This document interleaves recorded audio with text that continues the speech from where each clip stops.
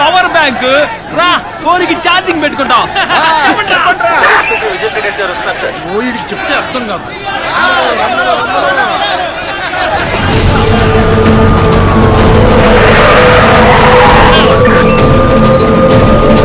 వచ్చేసారు. రావుతని ఎంత చెప్పారు కదా. ఉండమ్మా,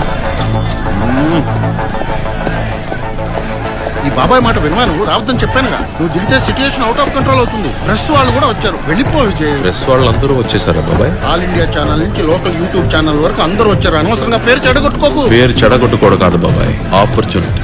పేరు హెడ్లైన్స్ కి ఎక్కేలా ఎంట్రీ ఇస్తారు.